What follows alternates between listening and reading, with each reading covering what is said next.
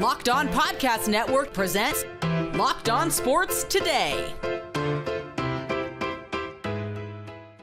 The Philadelphia Eagles' conquest for back-to-back championships starts against the Cowboys. Also, the Bills and Ravens tangle in an enormous Week 1 clash. And is Micah Parsons' back issue more serious than we thought? I'm Peter Bukowski, starting your day with the can't-miss stories and biggest debates in sports. You're Locked On Sports Today. Searching all major sports. Found. Let's start with the biggest story. It's going to be insult to injury for Dallas Cowboys fans on Thursday to kick off the 2025 NFL season. The Philadelphia Eagles will raise a banner, they'll burnish their rings, and they will remind the Dallas Cowboys that Micah Parsons is no longer a member of their team, because we'll probably hear about it approximately 50 times over the course of that broadcast. Lou DiBiase from Locked On Eagles joins me now. And Lou, I have seen people try and strain and stretch to say, man, this is actually a trap game now for the Eagles. Come on now, you're not buying that. No, I'm not buying that. There's really only one matchup that I'm nervous about, and it's new starting corner Adoree Jackson against CeeDee Lamb and George Pickens. If the Cowboys won in a shootout, that would be the only thing that doesn't surprise me. I guess I think that's the only way the Cowboys win this game, unless the Eagles just come out of the gate sluggish and turning the ball over, which I don't foresee. So, yeah, I mean, the Eagles, I think, have the mismatch in pretty much every way. I think the only way Dallas wins this game is if they're caught in a shootout and Dak and CeeDee and Pickens just kind of take over. Yeah, maybe a couple like long field goals from Brandon Aubrey, maybe especially. Like, it always takes special teams, something like that. As you look at this Eagles season, they couldn't fend off the Super Bowl hangover in 2023. There were more reasons for that, right? That team was flawed, coaching and personnel wise. If there's going to be something that makes you nervous about this team, not just this week, but over the course of the season, what is it? Yeah, and I don't want to go with the cheap, excuse of injuries. So I would probably say it's the role players. If anything gets exactly too hurt, like, they're going to have problems. That's just life in the NFL. Exactly. So I think it's kind of what happened in 2018, why they regressed that year after a Super Bowl run, why they regressed on the field, at least in 2023, is when they had to lose expensive free agents that left, that weren't pillars of their team, that other teams wanted to be pillars and kind of overpaid. Howie Roseman did struggle to replace those guys. So on defense, we're talking about Darius Slay, CJ Gardner-Johnson, Nakobe Dean's not going to be playing in this game. Josh Sweat's gone. Same with Milton Williams. Like, can those young role players on defense step up? And you don't have to win because of those players, because you still have so many stars on both sides of the ball, but can you at least win with them and not win in spite of them? Because I think there were a lot of liabilities on that 2018 team and 2023 that they weren't dealing with the year before. And that's the reality of the NFL. But I think hopefully third time's the charm in that area. Yeah, the Eagles were remarkably healthy last year, and you're going to need health luck if you want to win a Super Bowl in general. That's just going to be the reality for nearly every team, barring craziness. The 2010 Packers, they were pretty banged up when they won the Super Bowl. But or the 2017 Eagles, right? Yeah, exactly right. They won with a backup quarterback. So you're going to need some luck. They got lucked into one of the greatest all-time runs in backup quarterback history with Nick Foles there too. So that's pretty useful as well here. Is there something you want to see first month of the season that's going to make you feel better about those questions? Maybe week one is that time, but maybe it's not. Yeah, I think, again, on defense, seeing some consistency from the young guys. On offense, though, to make sure there's no regression, I want to see more of a balance. I want to see consistency in the passing game. I'm not suddenly expecting this offense to throw 30 to 40 times a game, but when they do, I want to see the efficiency, the explosiveness we saw against Pittsburgh down the stretch in the NFC Championship, in the Super Bowl. Saquon's still going to be the face of this offense, but their passing game was very sluggish the first 2 months of the year last year. So I want to see them get off, out of the gate faster in that department and see more of a balance, because Saquon, you're talking about injuries. If they use him the exact same way they did last year from start to finish, he's not going to be able to finish the season.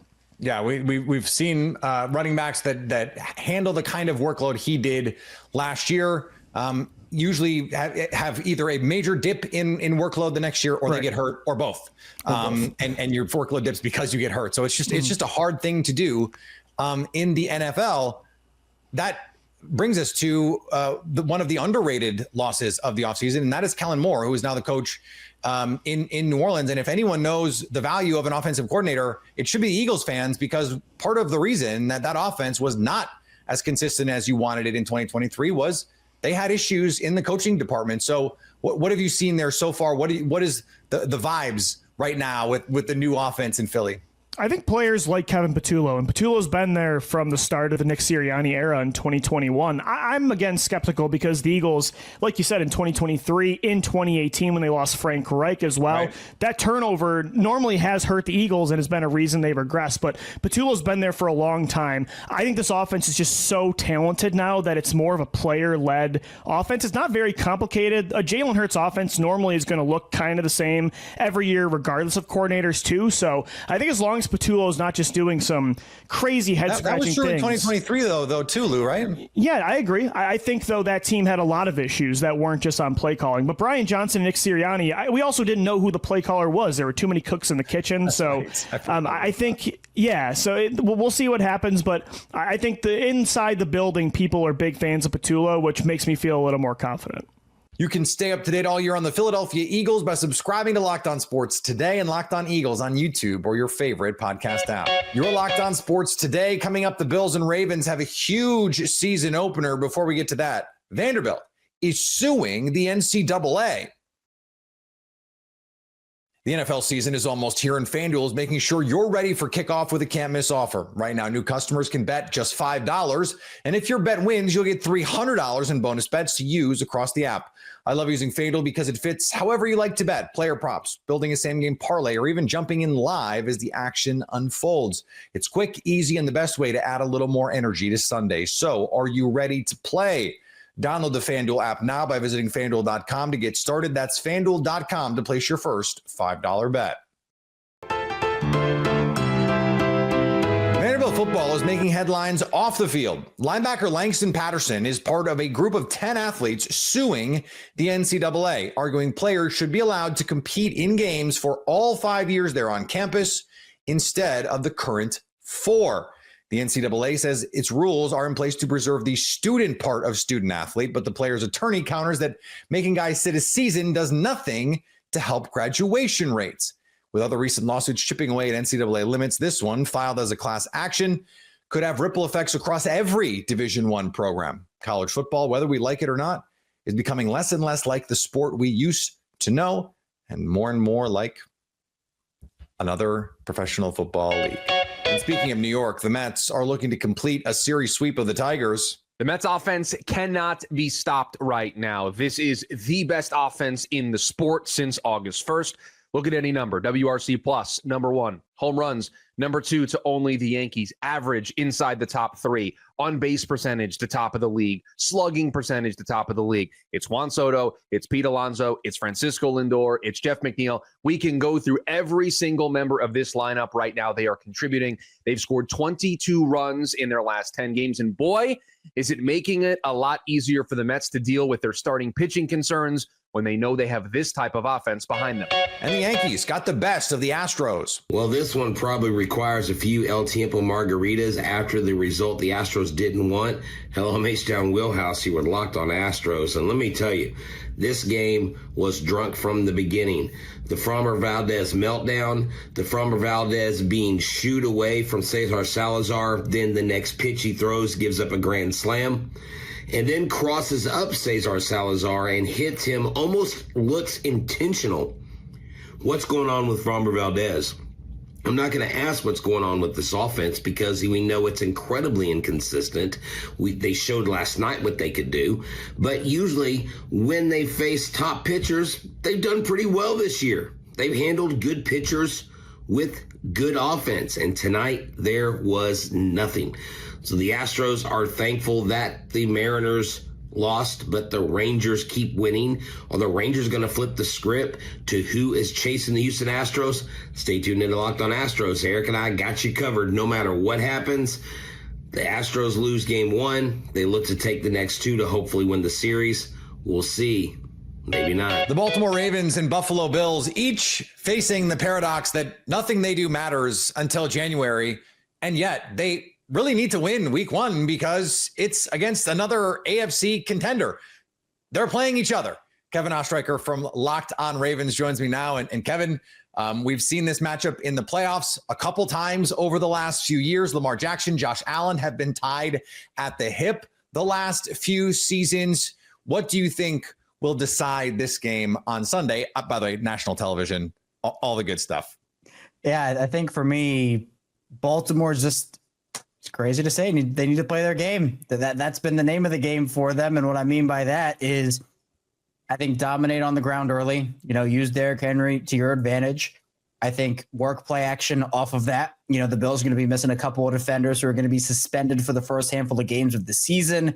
So I think if they can start fast or some turnovers, that's been a big thing for the Ravens as well. That's what they've been emphasizing over the course of the offseason and during training camp. It's being able to get turnovers, give the offense more opportunities, and honestly, take the ball out of Josh Allen's hands. I think that's the biggest part here. Whichever team can take the ball out of the opposing quarterback's hands more, probably this could just be a time of possession battle, for being honest. I mean, sometimes it doesn't really matter, but when you have two greats like we have on Sunday night, the best way to limit them is to not give them the ball. So I think that's where Baltimore should try to look to capitalize. I know that teams can't operate from a position of fear. And again, this is only week one, not, mid-January, but for whom would this loss be more devastating, narratively speaking?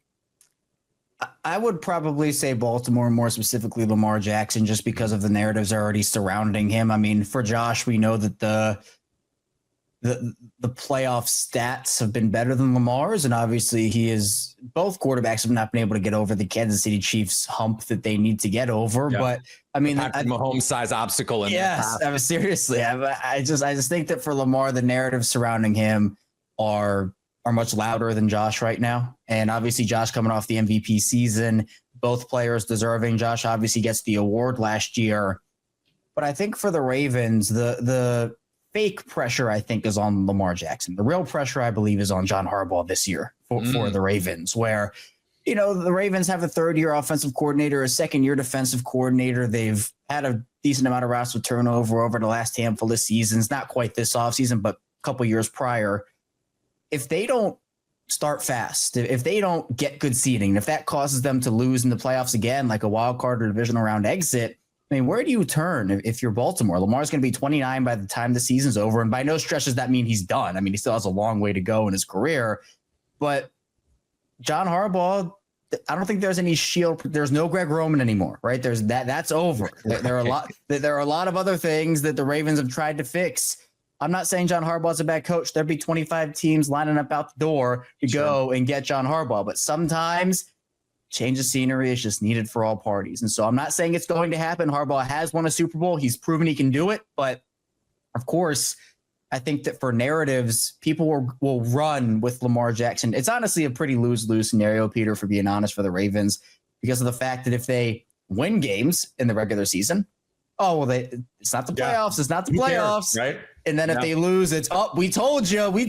So there's really not a win scenario for the Ravens, but all you can do is play who's in front of you. And for the Ravens, it's a pretty tough start for them. They have to take advantage of hopefully starting fast this year.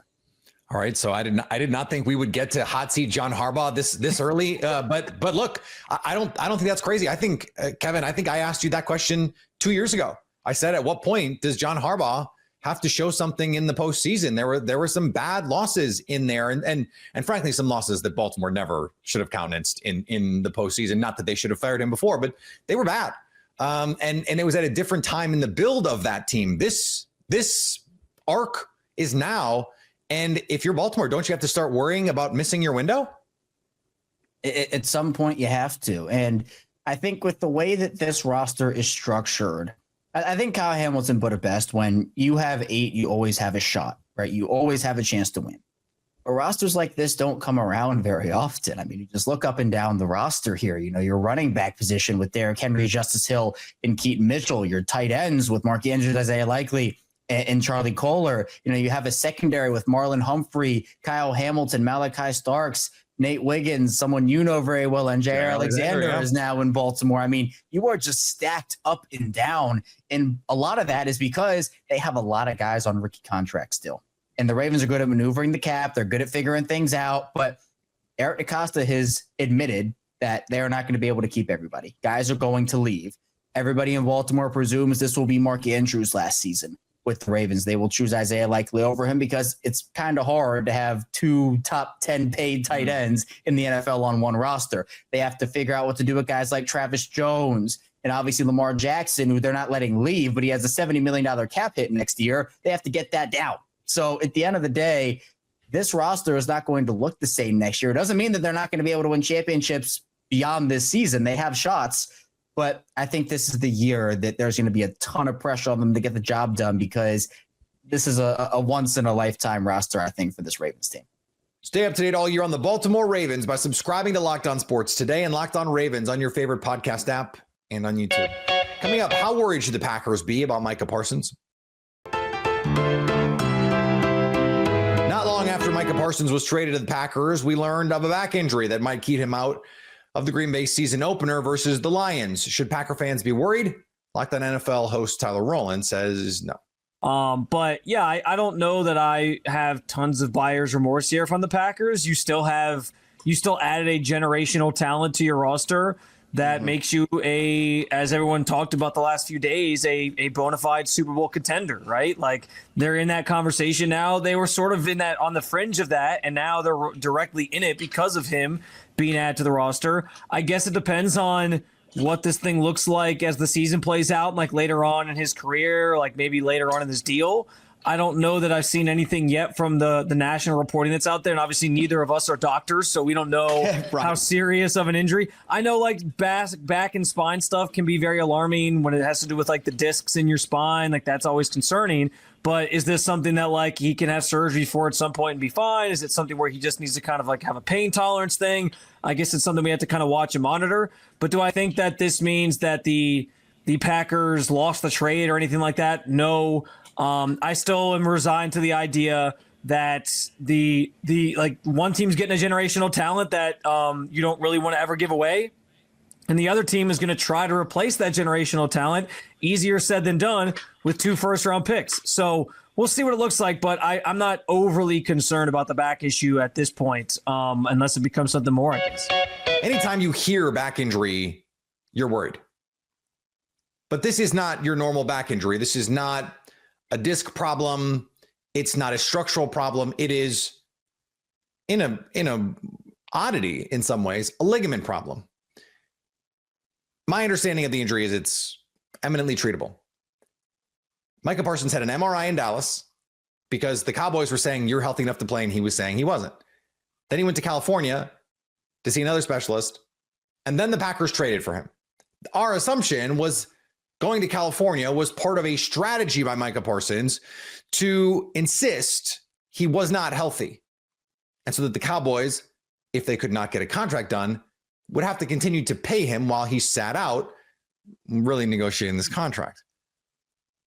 Announcing the injury, leaking the injury right after the trade is a CYA move if I've ever seen one. This is all about an agent protecting his player and saying, look, see, he's really hurt. He's really dealing with an injury, and it's up in the air if he's going to play against Micah Parsons is going to play against the Lions. This is not a concern yet. And finally, Brian Kelly and Dabo Swinney are sparring over grades after LSU's 17-10 win at Clemson. Swinney compared it to taking a final exam on the first day of class and said both teams barely passed, giving LSU a 65 and his Tigers a 58. Odd considering LSU didn't just destroy Clemson in the box score. They should have won the game by 2 scores, really, but had a touchdown wrongly taken away by the officiating crew. Kelly didn't love the critique, obviously, joking that either Swinney's a really tough grader or he simply skipped watching the second half when LSU dominated. I guess we'll figure it out next season if that rematch will count as extra credit. If you're catching this episode after hearing your favorite Locked On show, make sure to subscribe to Locked On Sports Today on YouTube or wherever you get your podcasts so you never miss an episode. Also, if you're a new subscriber to Locked On Sports Today, we're here for you with the biggest stories in sports every day. Coming up, what can the Cowboys do to spring the Week 1 upset against the Eagles? So at least until tomorrow, stay locked on sports today. Locked On Podcast Network presents Locked On Sports Today. For more episodes of Locked On Sports Today, go to our video on demand. Click on Sports at the top of your screen. There, you'll find past episodes of Locked On Sports Today, plus other Locked On shows on demand.